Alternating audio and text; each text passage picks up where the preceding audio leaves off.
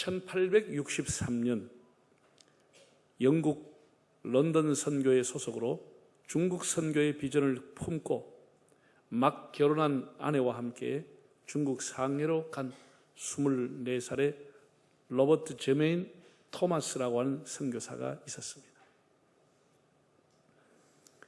그는 안타깝게 다음에 아내 캐롤라인이 풍토병으로 숨을 거두게 되고 큰 슬픔과 낭망으로 있던 중에 한국의 조선의 천주교의 박해를 피해서 왔던 김좌평과 그 일단의 조선 사람을 만나게 되고 나름대로 조선이라는 나라가 있다고 하는 것을 알게 되고 조선어를 공부해서 내가 조선에 가서 한번 복음을 전해야 되겠다는 생각을 갖게 됐습니다.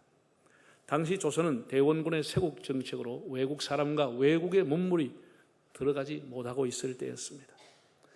토마스 선교사는 1866년 8월에 미국 상선인 제너럴 셔먼호의 통역관 직책으로 승선해서 조선을 향하게 됐습니다.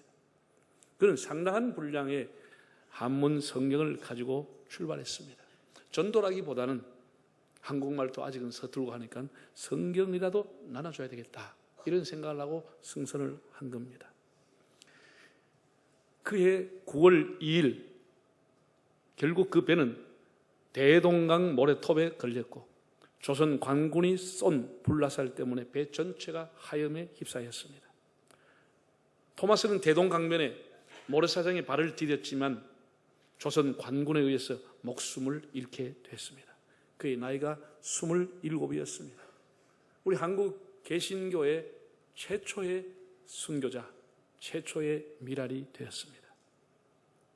그리고 대동강변에 세워졌던 조왕리 장로교회가 토마스 선교사의 순교를 기념해서 1927년 그의 순교 60년이 되는 것을 추모해서 추모 예배를 드렸을 때 기록에 1000여 명 정도의 성도가 모여서 토마스를 기억하며 예배를 드렸다라고 기록되어 있습니다. 상당한 숫자입니다. 당시에 북한은 상당히 기독교가 부흥이 됐습니다. 그래서 그 교회가 예배당을 신축하기로 하되 토마스의 영문 머리끝자인 T자 교회를 세우기로 하고 외국인에게 설계를 받아서 예배당을 지었습니다. 얼마나 아름답게 대동강변에 지었는지 모릅니다. 한번 화면을 통해 보겠습니다. 1933년도에 헌당한 토마스를 기념하는 위에서 하늘에서 보면 T자형으로 되어 있는 토마스 순교 기념 예배당입니다. 그리고 공산주의가 들어서면서 토마스의 얘기는 끝이 나고 이 교회도 파괴가 됐습니다. 하나님은 여기에서 일을 끝내지 않게 하시고 묻혀져 있던 토마스의 얘기를 다시 끄집어 내셨습니다. 한국에서 여러 교회들이 힘을 모으고 헌금을 모아서 중국 연변에 과학기술대학을 세웠습니다. 거기에 김진경 과학자인 김진경 총장이라고 하는 분이 학교를 섬기는 중에 북한의 고위층 사람들이 찾아왔어요. 연변에만 이 과학기술대를 세울 게 아니고 우리 평양에도 과기대를 세워달라. 과학자들을 데리고 와서 세계적인 과학자들이 와서 우리 평양에도 과학기술대학을 세워달라고 부탁을 했습니다. 이 과학기술대학을 건축하는 중에 흙더미 속에서 교회 종이 나왔습니다. 전문가들이 이 종을 고증한 결과 토마스 기념 예배당 종탑에 걸려있던 종이라는 결론을 내렸습니다. 하나님은 지금도 일하고 계십니다. 감추인 것을 드러나게 하시고 선교자들의 피가 헛되지 않게 하시고 사람은 다 잊어버리지만 하나님은 하나님의 종들의 헌신과 충성과 순교의 피를 하나님은 잊지 않고 계십니다. 이렇게 한국교회는 하나님의 말씀 위에 세워진 교회입니다. 토마스가 하나님의 말씀인 성경을 뿌리고 대동강변에서 순교했습니다. 알렌 언더우드 아펜셀러가 입국하기 전에 이미 조선어로 번역된 성경책이 있었습니다. 이건 세계 선교 역사에 이런 일이 일어나지 않습니다.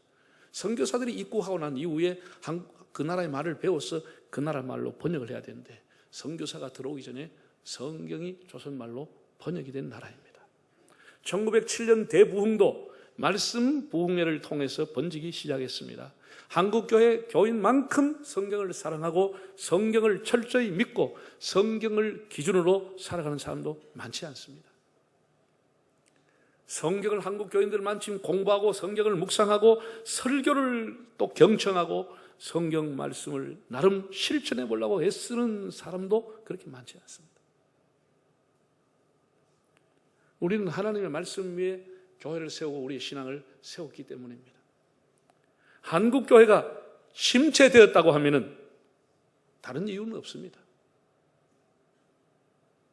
성경을 등한시하고 하나님 말씀을 멀리하고 말씀이 삶의 기준이 되지 못했다고 하는 의미입니다.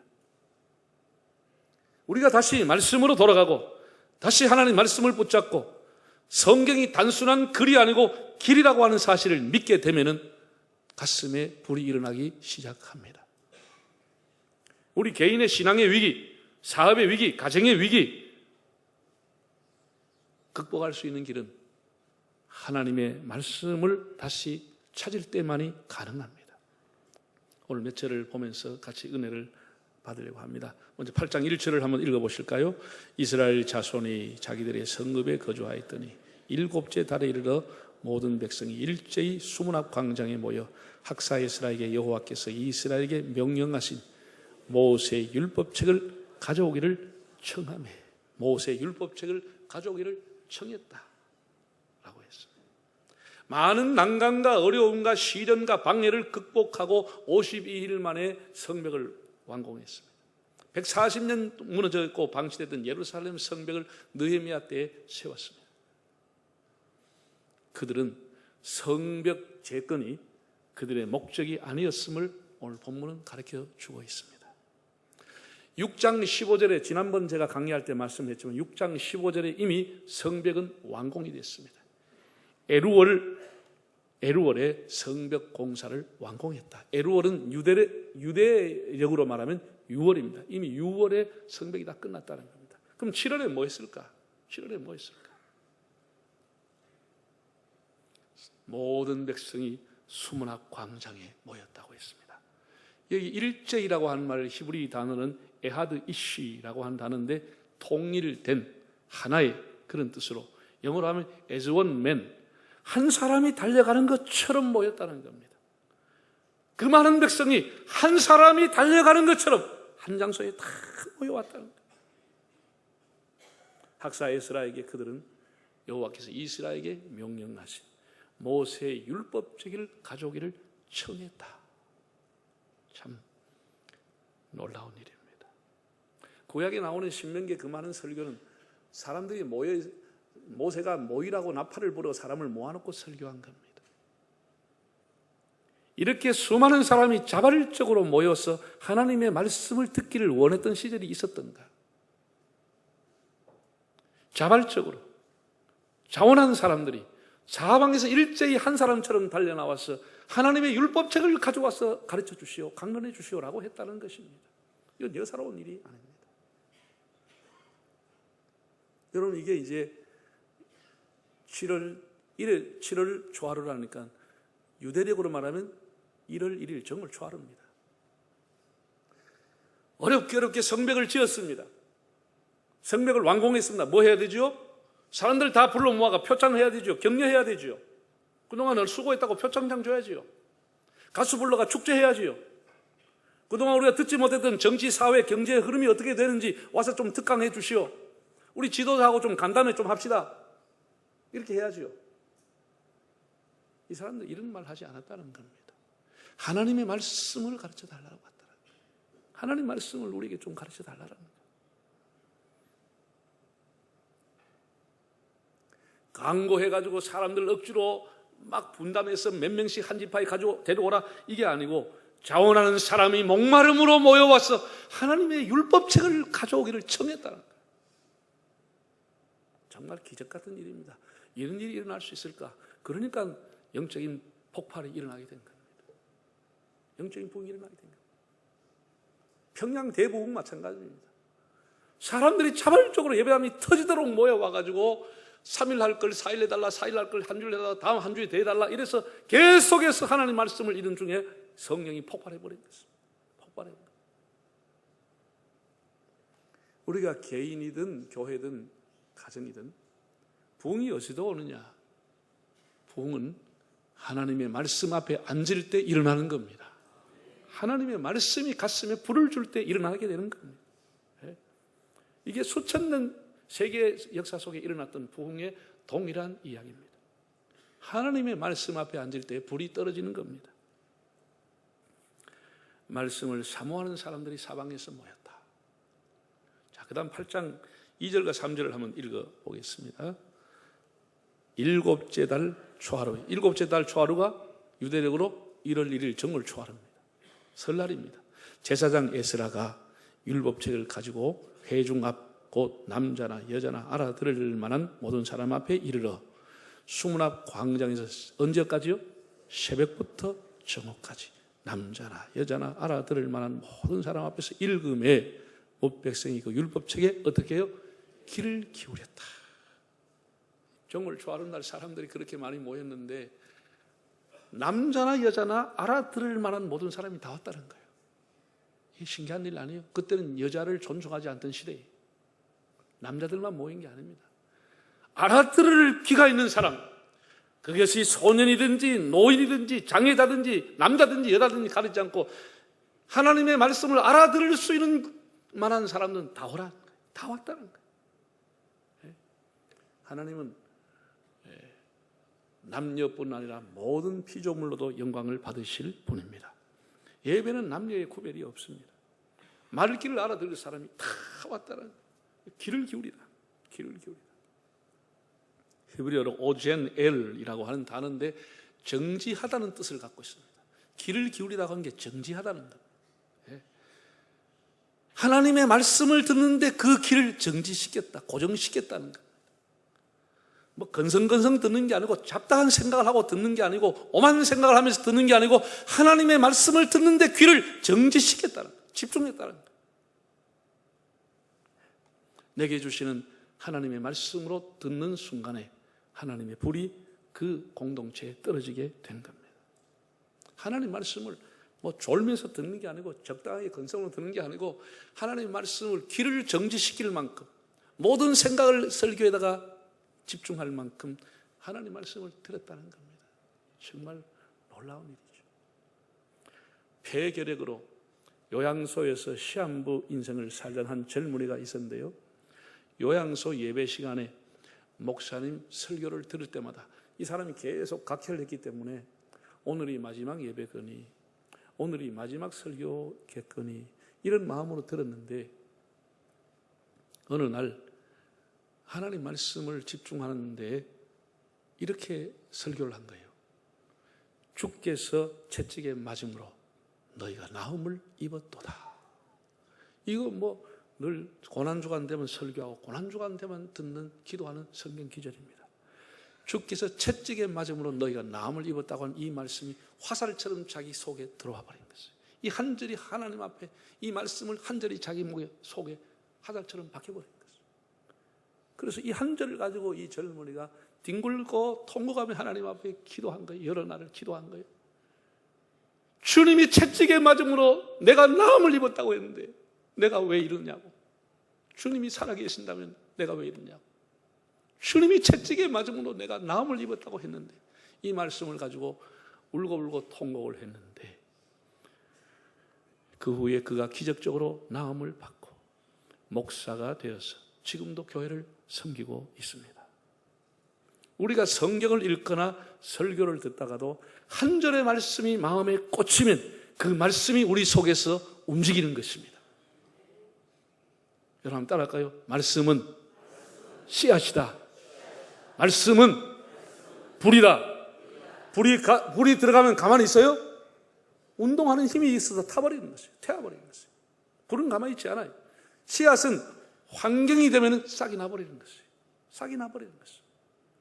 하나님 말씀이 가슴에 박혀버리면 때가 되면 싹이 나버리는 것이죠. 싹이 나. 그래서 하나님의 말씀을 우리가 뭐라 그러냐? 능력이라 이렇게 말하는 겁니다.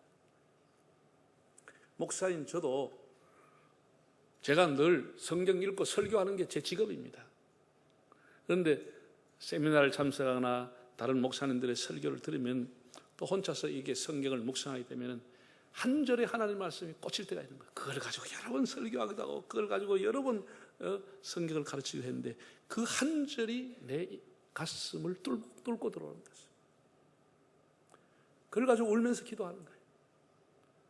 그 한 절이 오늘의 내 목회를 이어가게 하는 원동력이 되는 겁니다.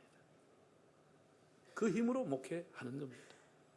우리가 말씀을 적당하게 건성으로 그냥 마이동풍으로 그렇게 기만력이 있고 마음이 다른 데가 있고 그러지 말고 집중해서 하나님의 말씀을 들으면 한 절의 말씀이 우리 인생을 살리는 겁니다. 시편 107편에 보면 이렇게 말씀했습니다. 하나님은 사모한 영혼을 만족해 하시며 줄인 영혼에게 좋은 것으로 채워주심이로다. 하나님은 사모하는 영혼을 만족하게 하시는 겁니다. 두 번째 보면은 하나님 말씀을 얼마나 존중히 여기는가를 보게 됩니다. 8장 5절과 6절을 한번 읽어볼까요? 에스라가 모든 백성 위에 서서 그들 목전에 책을 펴니 책을 펼 때 모든 백성이 어떻게 해요? 다 일어선다는 거예요. 모든 백성이 일어서요. 그 다음 6절 에스라가 위대하신 하나님 여호와를 송축하며 모든 백성이 손을 들고 아멘 아멘 하고 응답하고 몸을 굽혀 얼굴을 땅에 대고 여호와 앞에 겹니다. 우리가 하나님 앞에 말씀을 대하는 태도, 말씀을 듣는 태도, 이것이 인생의 운명을 바꾸는 거예요. 에스라라고 하는 제사장이 율법책을 들고 나왔는데 읽으려고 하니까 사람들이 다 자리에서 일어나는 거예요. 누가 일어날 소리 하는데 다 일어나는 거예요.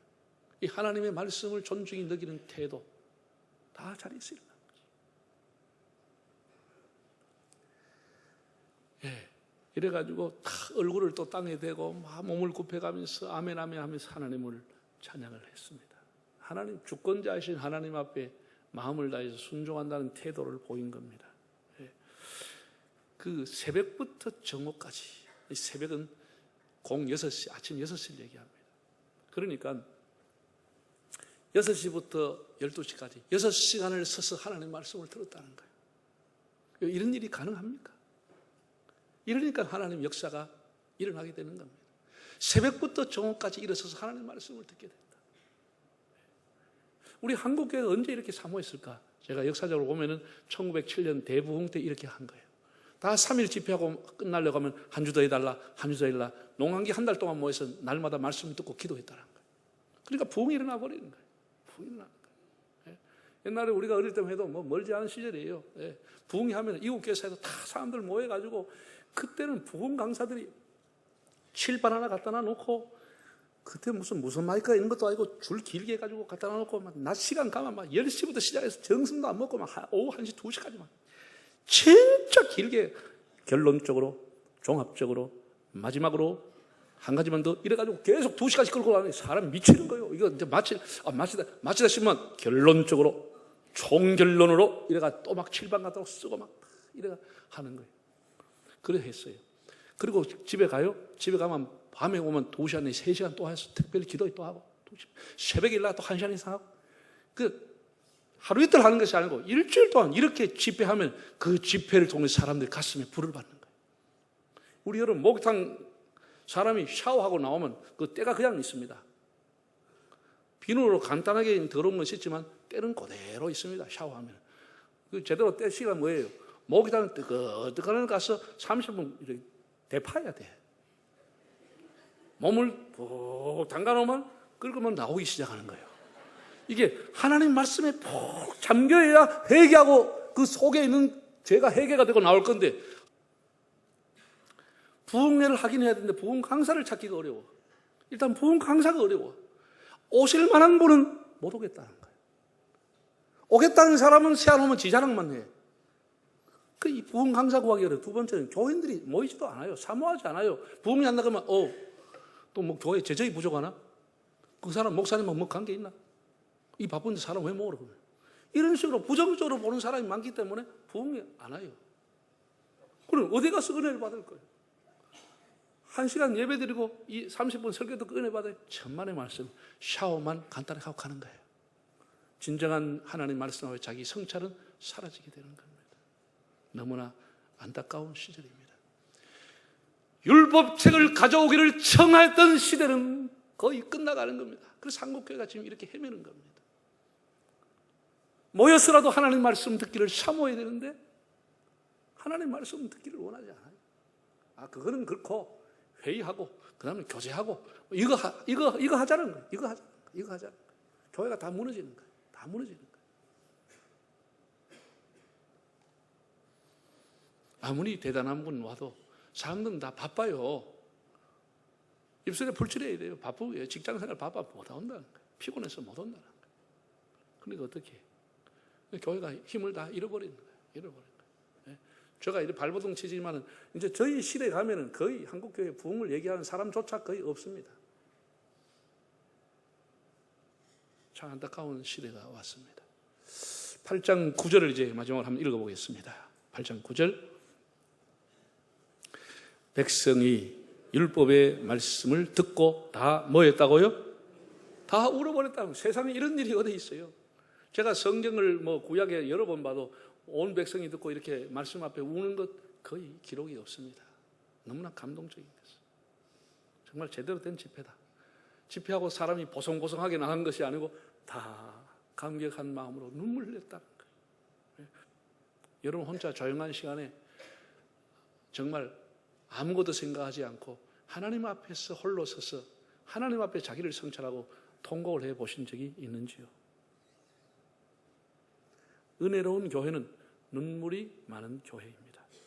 은혜로운 사람은 눈물이 있는 사람입니다. 하나님 말씀을 듣고 다 울었다는 거예요. 그 사람의 어떤 슬픈 사연을 듣고 그 사람의 괴로움 당하는 사연을 듣고 우는 것도 귀한 일이지만 하나님의 말씀 앞에 울었다는 거예요. 하나님 말씀. 여러분이 하나님 말씀을 앞에 한 절을 가지고 뒹굴어 보시고 통곡하신 적이 있는지요? 사랑하는 성도 여러분, 에스라 느헤미야 시대 때에 성벽만 재건한 것이 아닙니다. 정말 에스라와 느헤미야는 환상의 콤비입니다. 에스라는 제사장이었고 느헤미야는 총독 정치인이었습니다. 이 정교 지도자들이 만나가지고 한 시대에 만나가지고 성벽을 재건하고 심령을 재건했다고 하는 것은 너무나 축복입니다. 오늘 본문에서는 세 가지를 말씀을 드렸습니다. 하나님의 말씀을 사모하는 사람들,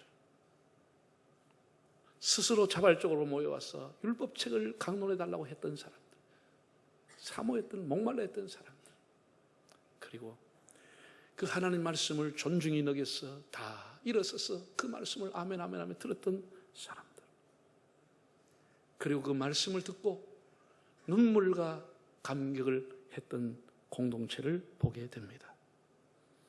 교회는 사랑의 공동체일 뿐 아니라 말씀의 공동체입니다.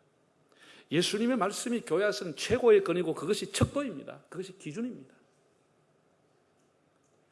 하나님의 말씀에 순종했던 사람들의 역사를 다 사람들은 잊어도 끄집어내시는 분이 하나님입니다. 여러분, 우리 남은 생에 한 절이라도 하나님 말씀 붙들고 그걸 가지고 기도하고 그 말씀대로 실천하기를 힘을 써서 말씀이 우리 가슴에 흥황하는 삶, 말씀이 흥황하는 교회를 이루어갈 수 있기를 바랍니다. 다 머리 숙이겠습니다.